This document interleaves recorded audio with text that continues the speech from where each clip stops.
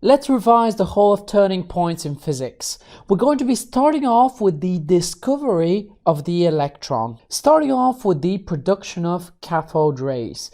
Typically, we have a similar setup in which we have a high voltage, and that high voltage is connected to this device with the cathode and the anode. Now, we actually get an entire beam of electrons. Let's see if we can draw that. I've drawn kind of one negative electron, but we get basically an entire beam of them going like so. Well, how are the electrons actually accelerated? The high electric field produced by the high voltage actually ionizes the gas inside of the tube. The positive ions are then attracted towards, there should be an E here, towards the cathode and strike surface electrons. The electrons are emitted and they're accelerated towards the anode. Typically, you can control the beam with a magnetic and an electric field.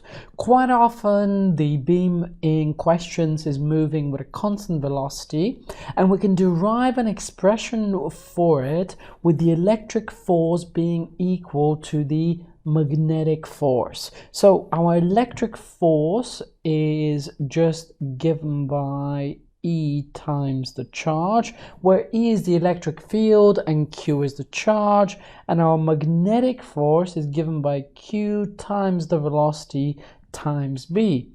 Okay, well, the charge is going to cancel, and we're going to find that the speed will then just be given by the electric field divided by the magnetic flux density. So in these examples, we're actually accelerating electrons for a potential difference.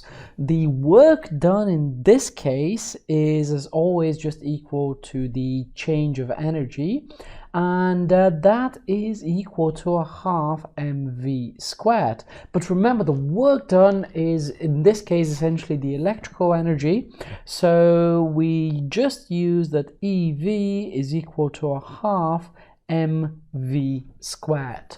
We also need to remind ourselves of the definition of the electron volt, that is the energy gained when an electron passes through a potential difference of 1 volt. And our conversion factor is that 1 electron volt is equal to 1.6 times 10 to the power of minus 19 joules. As a rule of thumb, I remember that if I can see the E, I multiply by it. Now, how do we actually determine the specific charge of the electron? What is the specific charge? Well, this is just the ratio of the charge, which in this case we're just going to call E, divided by the mass of an electron, which in this case is just me.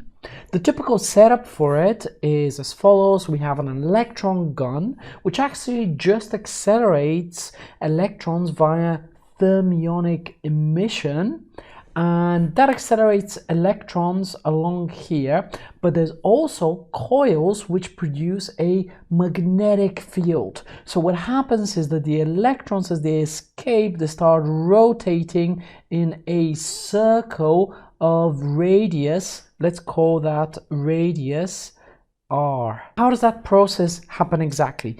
The temperature of the filament rises due to the current passing through it. There's free electrons which gain enough kinetic energy to leave the surface, and this process is known as thermionic emission, and we may be asked to explain it. The electrons are actually fired perpendicularly to the magnetic field, and there is a constant force perpendicular to the motion. This is the magnetic force, let's call it F subscript M. This force, if it's perpendicular to the motion, let's say that the electron is going towards in this direction, but this is at 90 degrees, then it's moving it this way, and then the force is causing it to move at 90 degrees, it will end up traveling in a circle. We can measure the radius of the electrons. There's typically a scale actually inside of here that will allow us to measure the radius, and we could also measure the voltage. This whole thing is typically connected to a high voltage power supply. Okay, well, let's do the actual mathematics to find the specific charge. Okay, well, we'll start off by writing out an equation for the two forces, and we can say that the magnetic force QVB is equal to mv squared over r, where this here is our magnetic force. One change, because we're dealing with an electron rather than the charge Q, actually I'm going to write E, because this here is just the charge of an electron, and I'll also put a little subscript here to show that this here is the mass of an electron. Okay, well, let's do a little bit of rearranging. So we can first of all cancel out a factor of V, like so. What we're left with is that EB is equal to ME divided by R. Well, let's just rearrange for V the speed, and we're going to get EBR, and then we'll also be dividing this by ME. Okay, well, now what we're going to do is we're going to put this back into this equation that EV is equal to a half mv squared. Please note that in this equation, V here, lowercase v, is the speed, which is the same as what I just highlighted in the other equation, so we could substitute. Let's do a couple of more differences as well. So a half mv squared, this is the kinetic energy of an electron, so I can add a little subscript E here. Now, capital V, which I will highlight, let's say in yellow, is the voltage. So please don't confuse those two quantities. Okay, well, let's plug this into here, and what we're going to get is that EV is equal to a half ME, and V squared will be given by EBR, and then we're going to be dividing that ME. Because it's V squared, all of those quantities here will also be squared. Okay, well, let's see what we're left with. Let's do a little bit of cancellations. So I can actually rewrite this whole expression as EV is equal to a half M subscript E times the charge squared times the magnetic field squared times R squared, then divided by ME squared. Okay, now we're ready to cancel some stuff out. So the factor of ME can go. Then I can divide both sides by the electron charge like so. And we're nearly there. Now, because remember, the purpose of this exercise is to find the specific charge, which is just defined as E over ME. What I'm going to do is I'm just going to rearrange for this. So E divided by ME will actually equal to, well, 2V, and then it will be divided by B squared R squared. And this here is an equation for the specific charge of the electron. Now, the reason why this is so incredibly important, and this is the significance of Thomson's determination of the specific charge, essentially this formula over here, and this is something that often appears in exam questions.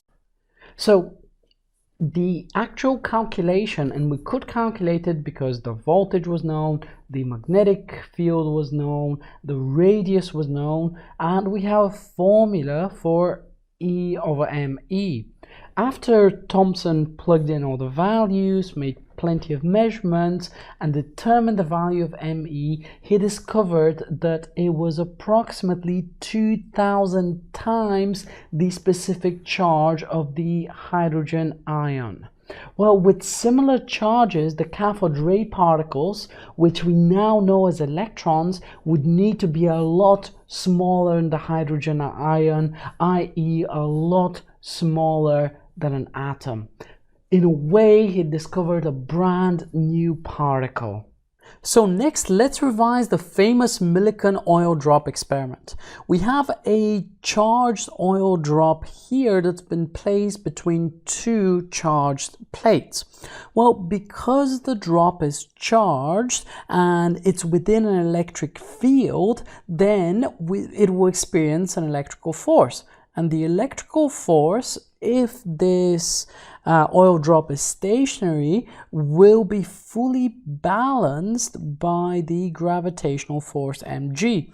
We can represent these by a couple of vectors. Mg will be going down, and the electrical force will be equal and opposite, but going upwards. Now, what is the electrical force? Remember, this is just equal to the magnitude of the electric field times the charge on the drop, and this here will be equal to mg. And if the voltage between the plates is V and the distance between them is d, because the electric field is just V over d, we can just plug this into here. What we're going to find is that V over d times Q is equal to mg. And this is a very important relationship to get us started in thinking about this experiment. Okay, so let's first of all have a think about this oil drop without an electric field. We kind of need to introduce a new law here, and that is Stokes' law. Well, this just says that there is a viscosity force, let's call that just F, that acts on a body that is falling through a fluid. This is equal to 6 pi times this symbol here, which is really just the viscosity, and R here will be the radius of that drop, or the radius of a sphere, and V is the velocity. Now, if a drop or any sphere or any object is falling down at terminal velocity, those two forces will be balanced. So what we can say here is that the force due to Stokes' law, F, will be equal to mg, and I can just write this like so. Now I can invoke Stokes' law. I can say that the force will be equal to 6 pi times nRV, and this here will be equal to mg. What we're going to use next is the fact that mass is given by density times volume. So I'm just going to say 6 pi viscosity of V is equal to the density. Now, rather than the volume, because we're dealing with a spherical shape, I'm going to write 4/3 pi r cubed g, and then we can do a little bit of cancellation. So this here will turn into a 2, and what we can do afterwards is also cancel out these pi's. Now let's rearrange for r squared, which will be given by 6 times 3 is 18 times the viscosity times the speed, and then we're going to be dividing it by 4, and then we have the density, so it'll be 4 rho and then a g. So we can also tidy this expression up just a tiny bit more. So this here will be 9 divided by 2 times the viscosity times the speed, and then we're going to be dividing it by the density and g, and all of a sudden we have an expression for the radius in terms of quantities that we know. So we know what 9 is, we know what 2 is, we know the viscosity, we can measure the speed, the density, and we know what gravitational acceleration is. So we can work out the radius of this tiny droplet. And now what we're going to do is switch on the field when the drop is stationary, i.e. there's no viscous force. And if we were to switch on the field when the drop is stationary, well, what's going to happen is that mg will be directly balanced out by the electrical force. So we can say that Fe is equal to mg. We can write this. And now there is an electric force, so we can write the electrical force as the electric field times the charge, and this will be equal to mg because the drop is indeed stationary. But remember, the drop is just between two plates that are a distance d apart, and the voltage between them is V, and we can just use the equation that E is equal to V over D. So what we get is that V over D times Q is equal to mg. Now, something which is very useful for these types of problems is writing out the mass in terms of the density and the volume. So I'm just going to carry on this equation on this side. So I'm going to rewrite the first bit. I'm going to write V over D times Q is equal to the density times the volume, because this here is just the mass. It would even help if I was to just do this, because mass is density times volume. Okay, now let's plug in the volume. Just please watch out that V here is for voltage and V here is for volume. Maybe I should use a different symbol, but let me just write it like that. We're going to write underneath that V over D times Q is equal to the density times the volume of a sphere, which is 4/3 pi multiplied by r cubed times g. Well, if we think about it, this equation will allow us to actually calculate the charge. Let's rearrange for the charge, which is going to be rho 4/3 pi r cubed. This here is an r cubed, by the way. Let me just make this more clear. And then multiply by g. Then we also get a factor of d from this side, and then we can divide by the voltage. Well, in this equation, we know the density. We can work that out. 4/3 pi. We know this, we can work this out. The radius is actually something that we found in the previous part across here when there was no electric field. We found this expression here for the radius squared. So the radius is just going to be the square root of this expression. We know what G is, we know what D is, and what the voltage is. R, and we can actually work out the charge. This is exactly what Milikan did. So he took multiple readings of the amount of charge using this precise equation. Finally, we need to talk about the significance of this experiment. So it was repeated multiple times, as we said. In each and every case, we found that the total charge was a multiple of the electron charge. So remember, this is really interesting. This means that the smallest possible charge that we can get is 1.6 times 10 to the power of minus 19 coulombs, and every single one of the observed results was a multiple of that number. What's a multiple? Let's call it n.